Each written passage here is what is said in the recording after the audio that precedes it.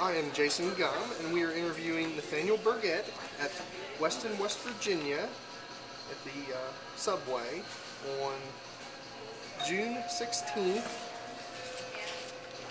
2011. Mr. Burgett, could you please give me your full name as is recorded on your birth certificate?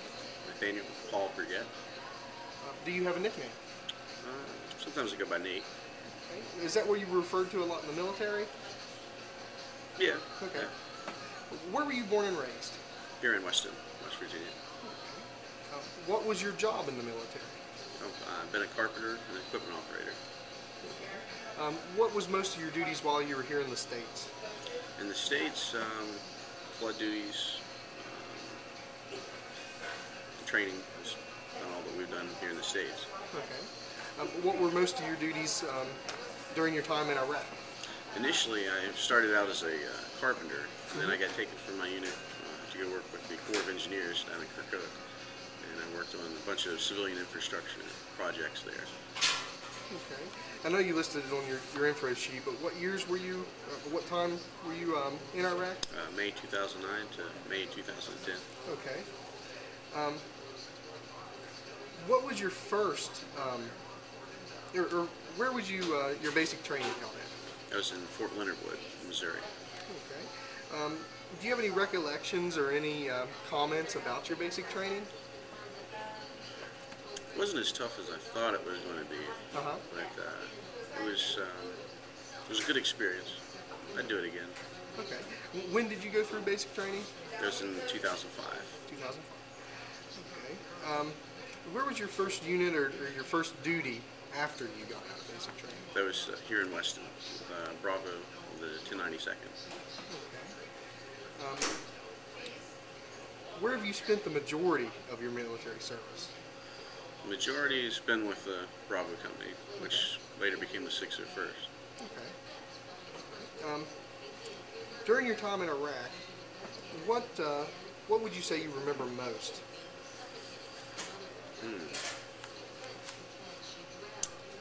Probably working with the Iraqi contractors. Did that on a daily basis for 7 months. Was that all in all, was it a good experience? Was there ever any anything lost in translation or anything like that? Definitely, there was a lot of that.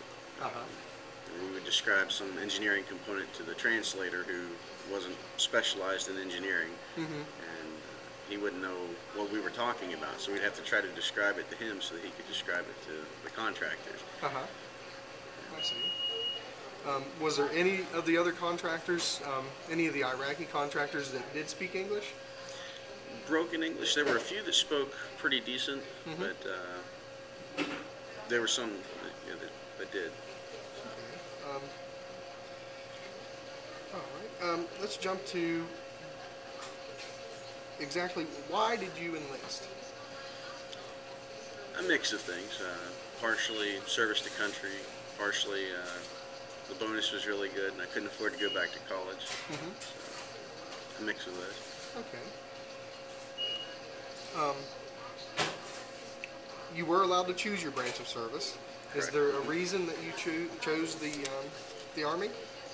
Or yeah.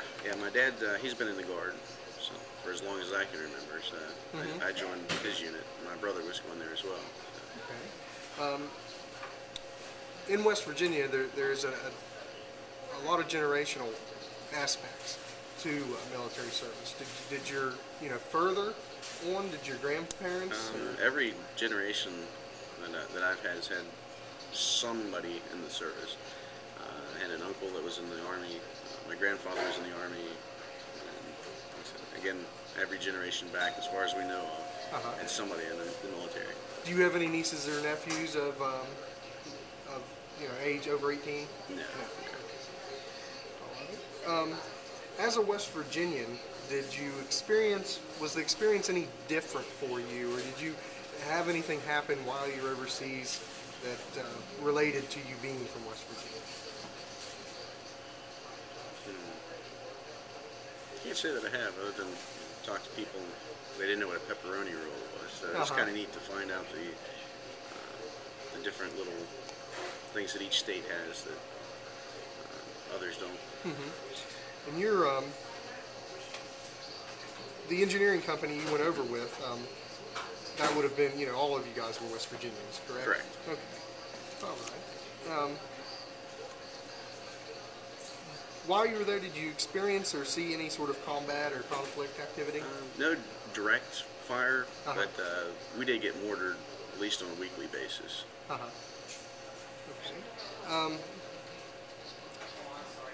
It may be hard to describe, but what do you remember most about that? I mean, was there a lot of anxiety or?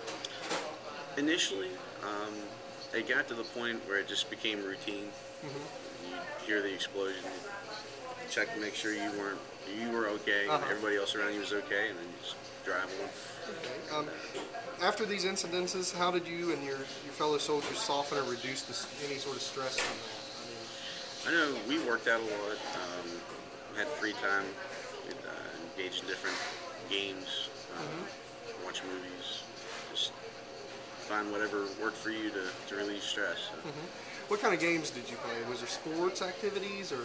They get to play rugby with the British. There was a British unit that was over there, so that was different. Okay. All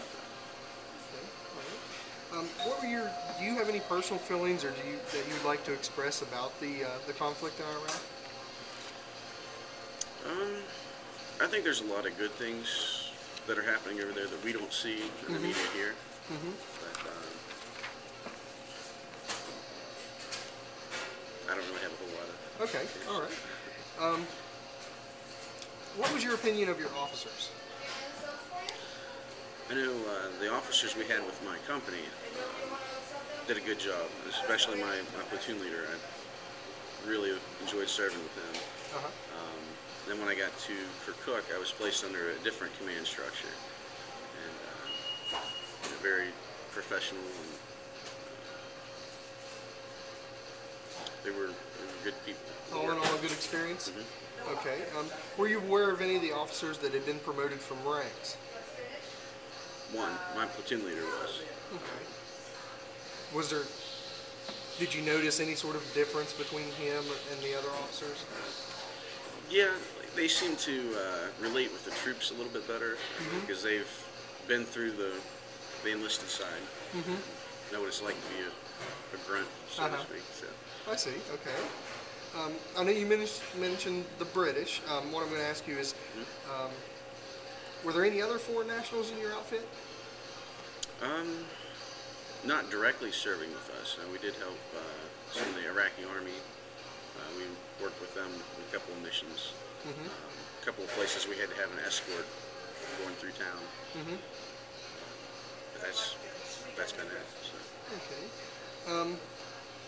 And your interaction with the British, that was all relatively went smoothly and everything was fine with that? Right, yeah, because we didn't actually operate with them on on our missions, but they were nearby. So, I see. Yeah. Okay. Can you describe some of the infrastructure work that you had done over there? We had several roads, bridges, schools.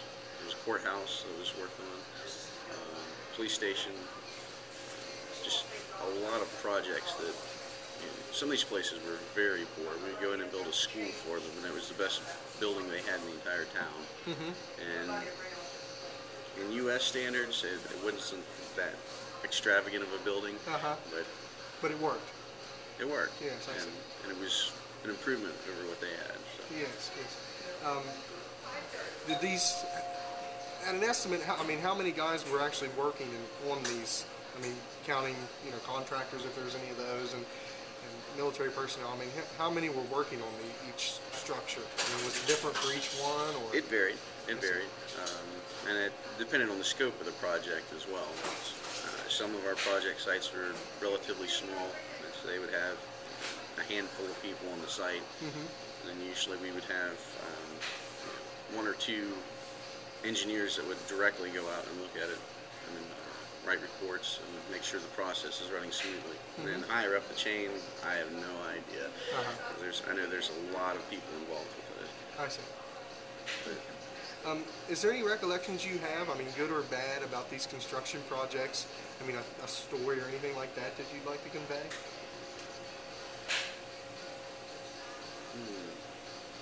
I know it varied from place to place that we went. Some of these places, very remote. They were just so thankful for everything that we gave to them. And just the fact that we were there helping them out was a godsend. Yes. So, can't remember anything specifically. Okay. Did you work or take any part of anything at night? Most of our operations were during the day. Okay. When I was with the Corps of Engineers. Now, the company, sometimes we would do construction at night just simply because it was cooler. We'd prefab on the bases. Okay. Do you have any comments about the weather? I mean, since you mentioned It was hot. It actually did snow one day around Thanksgiving. And we were up in the northern part of Iraq, towards the foothills. One thing that really surprised me was that when we got there, everything was just desolate, brown, no vegetation, unless there happened to be a stream or a river nearby, which were very sparse. And then during the rainy season, everything just greened over, fields of flowers. It was like a completely different place. Was there farming that went on that you witnessed? Yeah, several locations that I've been. There was agriculture. A lot of that, they would have canals that they would in place and have irrigation running off of those canals. Okay. Did you ever have any trouble with the sand or mud or dust? Mud, a lot of mud in northern Iraq. It's a very fine clay. So during the dry season, it's almost like baby powder. But then when the wet season comes, it's terrible. Okay. What about with the dust? I mean, was there a big problem that you guys witnessed with the dust? An inconvenience. Uh-huh. We'd have to go wash the vehicles whenever commander would come by, and within a matter of days, they were just coated again. Did you witness any sort of sickness or disease in your company or in the community around? Nothing significant. I mean, typical cold or flu, and nothing of any major significance. Okay. All right. Did you know exactly how long you were going to be in Iraq when you were sent over? Yes. Yeah. We didn't know to the day, but a ballpark that deploy for a 12-month period. It's pretty standard now for the Army. I see. Okay. Can you describe what it was like, during the last few months, or the last few days even, before you got to come home? I mean, I was excited to get home, start life again. Especially for me, I just graduated college before I left, and so it was a whole new world for me coming back. I see. Did you receive an elaborate welcome from your friends and family? Yeah, everybody was there at the airport. And, they had the VFW posted, set up, and they had the Army band. So it was very good homecoming. I see. Okay.